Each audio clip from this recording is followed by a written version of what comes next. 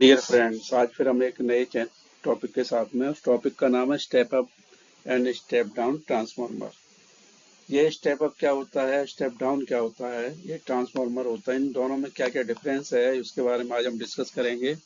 तो अंत तक इस वीडियो में बने रहें। अंत में हम आपको एक नई टिप देंगे जो कि आपके इंटरव्यू से रिलेटेड होगी। तो प्लीज़, अगर आप हमारे चैनल पर नए हैं तो प्लीज़ चैनल को फॉलो सब्सक्राइब करें एंड बेल आइकन के बटन को दबाएं, जिससे कि आपको वीडियो का नोटिफिकेशन टाइम टू टाइम मिलता रहे।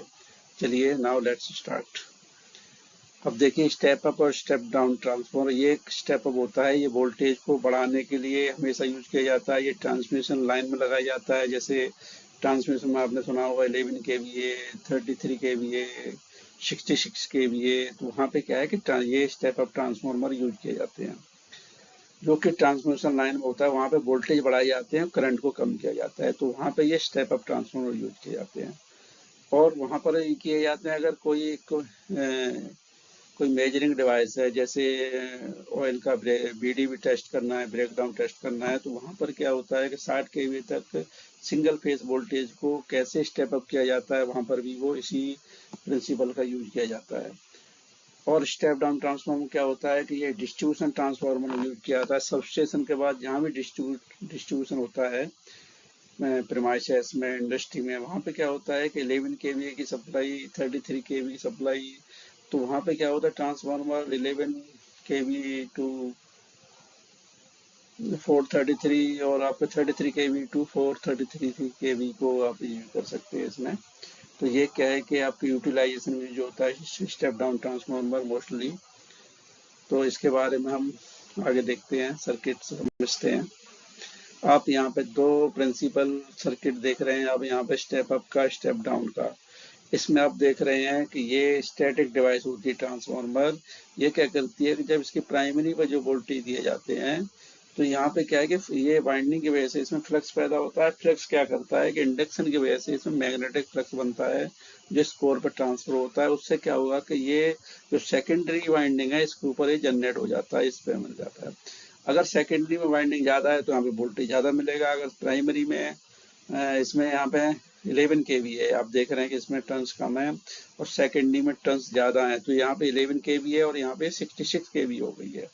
तो इस तरीके से आप, और इसकी बात करें हम स्टेप डाउन में, इसमें क्या होता है कि प्राइमरी जो वाइंडिंग है उसके अंदर टर्न्स ज्यादा आप देख रहे हैं और सेकेंडरी में टर्न्स कम देख रहे हैं। जब इसके सप्लाई दी जाएगी 11 kVA, तो जब मैग्नेट फ्लक्स बनेगा तो इसकी सेकेंडरी पे जो जनरेट होगा वो 433 वोल्टेज जनरेट होगा।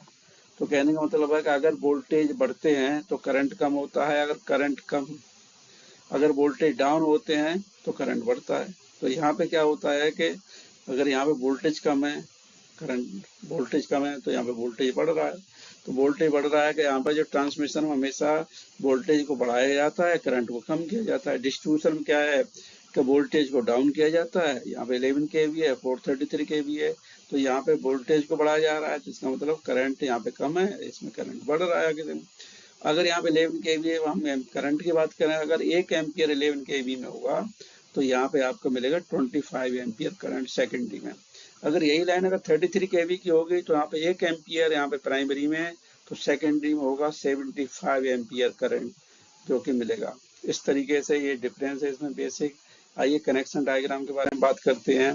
ये स्टेप डाउन ट्रांसफार्मर का कनेक्शन डायग्राम है। इसमें ये बेसिकली क्या है कि जो स्टेप डाउन ट्रांसफार्मर होते हैं डिस्ट्रीब्यूशन, इसमें क्या होता है कि ये यूटिलाइजेशन के लिए यूज में आ जाते हैं। इसमें प्राइमरी में क्या है, डेल्टा वाइंडिंग यूज होती है, सेकेंडरी में स्टार वाइंडिंग होती है। इसमें आप देख रहे हैं कि 4 वायर आ रहे हैं, 3 फेस के हो गए, चौथा इसका जंक्शन से यहाँ पे न्यूट्रल निकल रहा है, जो कि यूटिलाइजेशन के लिए बहुत ही यूजफुल है। और अगर जो स्टेप अप ट्रांसफार्मर में क्या होता है कि दोनों वाइंडिंग जो है डेल्टा डेल्टा होती हैं। वहाँ पे स्टेप अप में हमें न्यूट्रल की कोई रिक्वायरमेंट नहीं होती है, तो फंक्शन सेम ही होता है। बट वहाँ पे क्या होता है कि वोल्टेज प्राइमरी में कम होते हैं, सेकेंडरी में वोल्टेज ज़्यादा होते हैं, और जो वाइंडिंग के कनेक्शन होते हैं दोनों में डेल्टा डेल्टा होते हैं स्टेप अप में। जबकि आप स्टेप डाउन में क्या देख रहे हैं, यहाँ पे डेल्टा है या यहाँ पे स्टार कनेक्शन है। तो आप समझ गए होंगे दोनों का प्रॉपर डिफरेंस क्या है।